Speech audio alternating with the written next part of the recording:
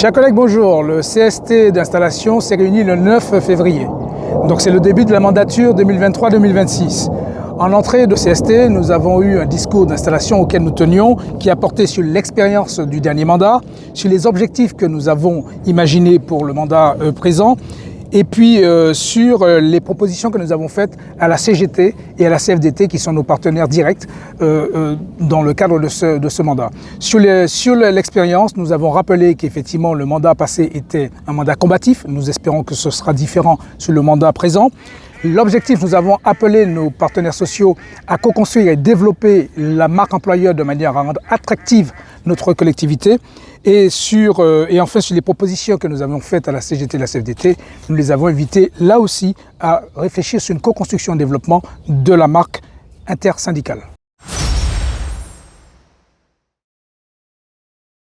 Sur nos positions claires concernant les projets d'organigramme. Tout d'abord, nous avons insisté pour que les organigrammes ne soient plus anonymisés, puisque ça nous posait un problème de facilité dans notre travail, puisqu'on parle effectivement aussi de personnes qui sont avec des fiches de poste identifiées dans une organisation. Et ça nous manquait. Donc là, il y a un engagement qui a été pris par la direction générale de nous donner ces informations lors des groupes de travail de préparation.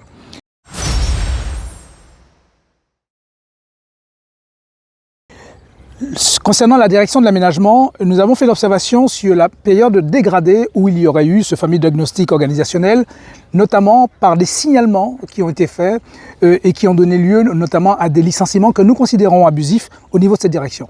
Donc là, c'est un problème qu'on n'a pas voulu taire, qu'il a fallu qu'on remette effectivement à l'intention du comité. Sur l'incohérence de l'organisation hiérarchique de cette organisation qui nous avait été proposée, puisqu'on s'aperçoit sur la proposition que la directrice adjointe n'a pas d'autorité sur l'ensemble de la direction, ce à quoi nous avons d'abord posé la question, nous avons fait la proposition de corriger cette situation, ce qui a été refusé, donc ce qui a expliqué notre abstention sur ce vote.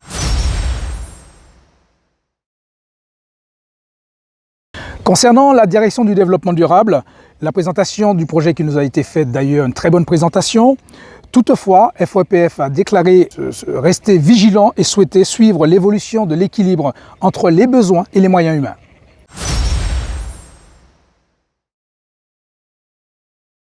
Concernant la direction des sports, ici, FOEPF et ses représentants du personnel ont répété, parce que ça avait déjà été fait par un précédent comité, ont répété le besoin d'harmonisation des pratiques sur cette direction. Et nous avons quand même aussi retenu la volonté politique affirmée pour le maintien de nos piscines.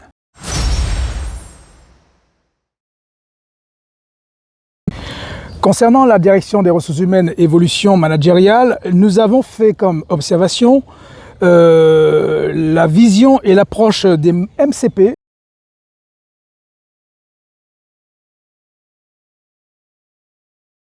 ce qu'on appelle les maladies à caractère professionnel dans le périmètre de la nouvelle fiche de poste du gestionnaire en santé.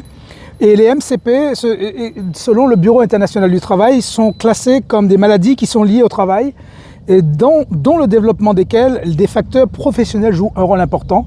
Mais pas seulement, ce sont aussi des maladies préexistantes sans relation de cause à effet avec le travail, mais qui sont aggravées par l'exposition à des facteurs de risque professionnel. Vous voyez que c'est important puisque ça entraîne la responsabilité de l'employeur le cas échéant. Nous avons aussi insisté concernant cette organisation sur nos fortes attentes liées à la fiabilisation des données, notamment dans le périmètre du nouveau poste en charge de pilotage et de la perspective RH. S'agissant du rapport social unique, qui était appelé avant bilan social,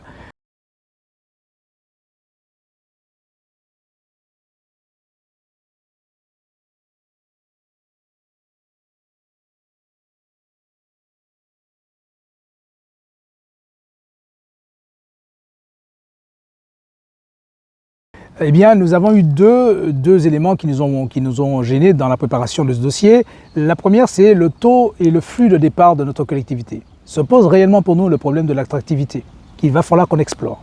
Le deuxième point, c'est la base de données sociales qui n'existe toujours pas et pourtant le rapport social unique a été présenté. Donc là, nous avons réclamé que pour l'année prochaine, ce rapport social unique, cette base de données sociales puisse exister, puisque c'est là-dedans qu'il y a toutes les données qui permettent effectivement d'alimenter le rapport.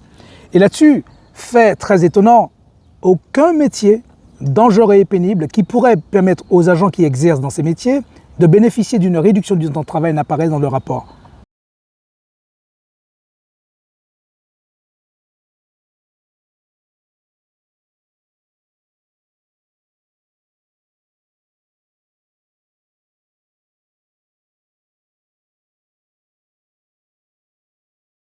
Donc ça, c'est un vrai problème.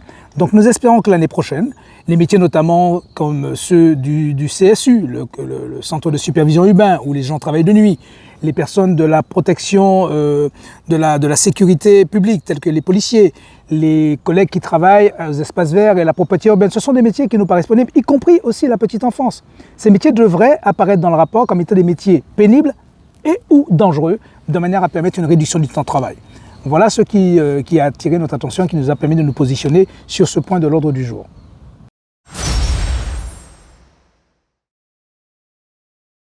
Et enfin, les questions diverses de FOEPF. La première a porté sur le combat national aujourd'hui qui est la réforme des retraites et nous avons tenté d'obtenir une solidarité des grévistes par l'employeur. Donc cette solidarité était effectivement de ne pas faire de retenue sur les jours de grève, ce que l'employeur n'a pas pu répondre favorablement. Toutefois, il y a eu une proposition d'étaler ces retenues sur le nombre de jours de grève suite aux appels nationaux. Le deuxième point porte sur la formation de tous les membres du CST. Tous les membres, y compris notre proposition concerne les représentants de la collectivité qui sont les élus politiques. Là, il y aura une recherche effectivement de programmation. Et le troisième point porte sur le développement du dialogue social. Si la collectivité veut effectivement avoir des représentants du personnel formés et qualifiés dans le cadre du dialogue social, nous demandons à ce qu'elle soit vigilante pour pas qu'il y ait de retenue sur les compléments de rémunération de certains de ces représentants du personnel lorsqu'ils sont amenés à travailler avec elle, notamment sur les questions qui intéressent le fonctionnement de notre agglo, ou alors des questions qui rentrent notamment précisément dans le cadre, le champ des compétences de la formation spécialisée.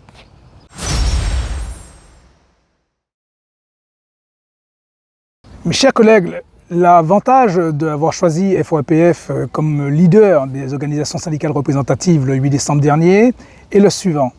C'est-à-dire qu'aujourd'hui, FOEPF, du fait des 3 sièges, peut demander l'inscription à l'ordre du jour d'un point qui concernerait effectivement les différents collectifs de travail. L'inscription de ce point, Force ouvrière Roissy Pays de France, pourrait en être aussi le rapporteur sur la base d'une note de présentation.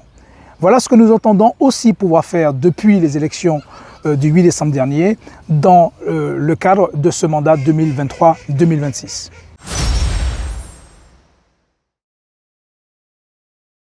Et enfin, le prochain CST sera le 30 mars et la prochaine formation spécialisée sera le 23 mars.